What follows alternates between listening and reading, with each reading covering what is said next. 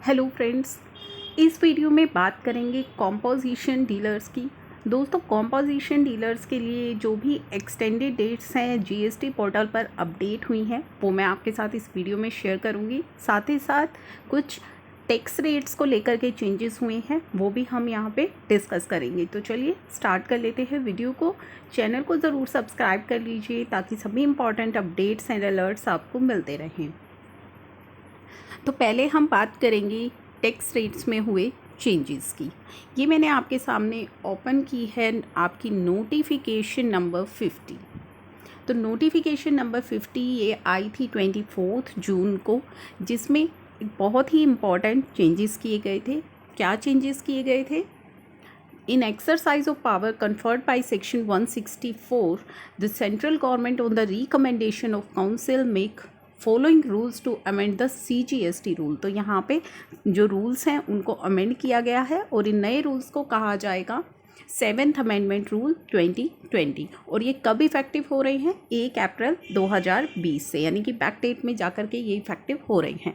अब यहाँ पे एक नई टेबल आई है in the CGST rule 2017 in rule 7 for the table the following table shall be substituted. तो रूल 7 जो है आपका, ये मैंने CGST रूल ओपन किए हैं। ये रूल 7 के अंदर पहले ये टेबल थी जिसमें ये 3 कॉलम थे। अब इस टेबल की जगह ये नई टेबल सब्सटीट्यूट की गई है। कौन सी टेबल सब्सटीट्यूट की गई है? ये जो यहाँ पे नोटिफिकेशन में दिखाई गई है।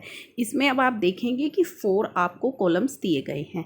क्या कहती है ये table? Section under which composition levy is opted. तो यहाँ पे बताया गया है कि कौन से सेक्शन में आपने कॉम्पोजिशन ऑप्ट की है।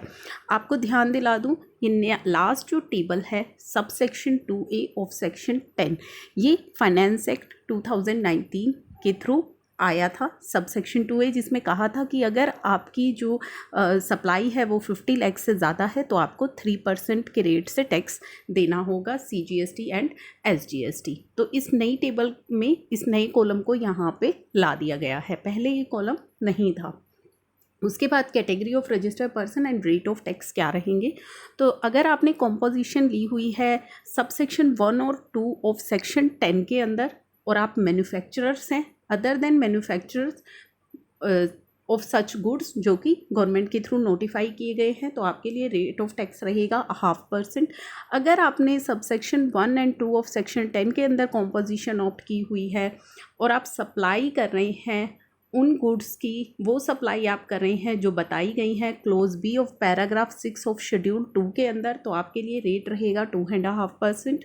अगर आपने sub section 1 and 2 of section 10 के अंदर कॉम्पोजिशन ऑप्ट की हुई है और आप एनी अदर सप्लाई कर रहे हैं तो आपके लिए रहेगा 0.5%। Any other supply eligible for composition levy, तो आपके लिए रहेगा रेट 0.5%। और अगर आपने जो भी मैंने आपको सेक्शन 2A बताया था, तो अगर आपने सब सेक्शन 2A के अंदर कॉम्पोजिशन स्कीम जो है ऑप्ट की हुई है, तो यहाँ पे देखिए दिखाई भी दे रहा है registered person not eligible under section 1 and section 2 but eligible to pay tax under sub section 2A। अगर आप जो नया सब सेक्शन 2A जो लाया गया था फाइनेंस एक्ट 2019 के थ्रू, अगर आपने उसमें जाकर के कॉम्पोजिशन के लिए ऑप्ट किया हुआ है तो फिर आपके लिए रेट रहेगा 3%। तो ये तो बात हुई जो रेट ऑफ टैक्स के अंदर किए गए हैं इंपॉर्टेंट चेंजेस की।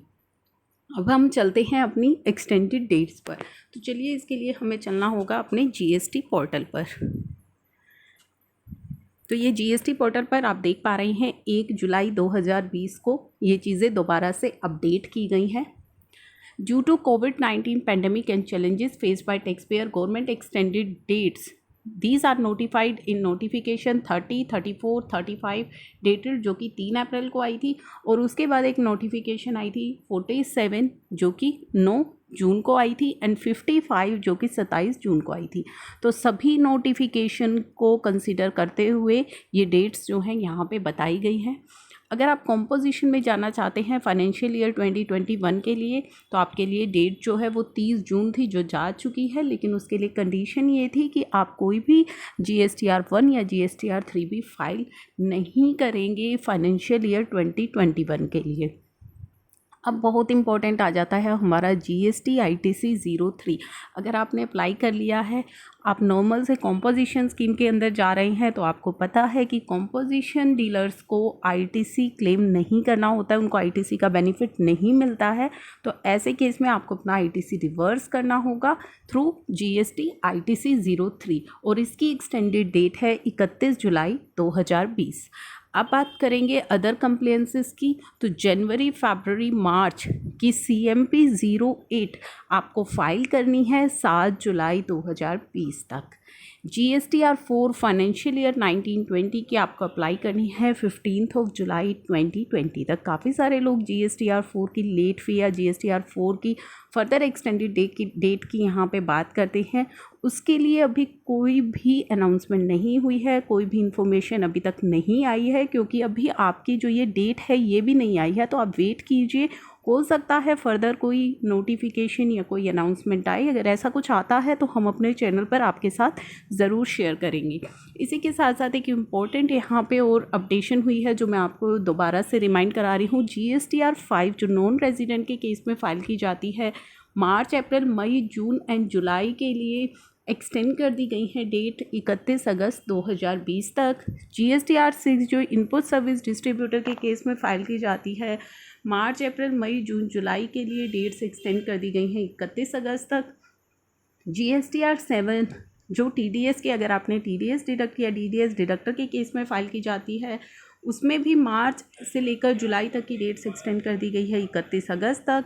GSTR 8 TCS के केस में, इसमें भी मार्च से लेकर के जुलाई तक डेट्स एक्सटेंड कर दी गई हैं 31 अगस्त तक। साथ ही एक इम्पॉर्टेंट अपडेट हो रहा है ई-वे बिल को लेकर के। वैलिडिटी ऑफ ई-वे बिल, अगर आपने कोई भी ई-वे बिल 24 मार्च या उससे पहले जनरेट किया है, ध्यान रखिएगा 24 मार्च या उससे पहले जनरेट किया है, जिसकी वैलिडिटी एक्सपायर हो रही है 20 मार्च या उसके बाद, 24 मार्च या उससे पहले आपने ई-वे बिल जनरेट किया है, उसकी वैलिडिटी एक्सपायर हो रही है 20 मार्च या उसके बाद, तो अब उस वैलिडिटी को फर्दर एक्सटेंड कर दिया गया है 31 अगस्त 2020 तक। अभी इसकी लास्ट एक्सटेंडेड डेट 30 जून निकल कर के आई थी, उसके बाद अब इसे एक्सटेंड कर दिया गया है 31 अगस्त 2020 तक। तो ये थी कुछ इंपॉर्टेंट अपडेट्स। आई होप ये वीडियो आपके लिए है useful. Thank you for watching.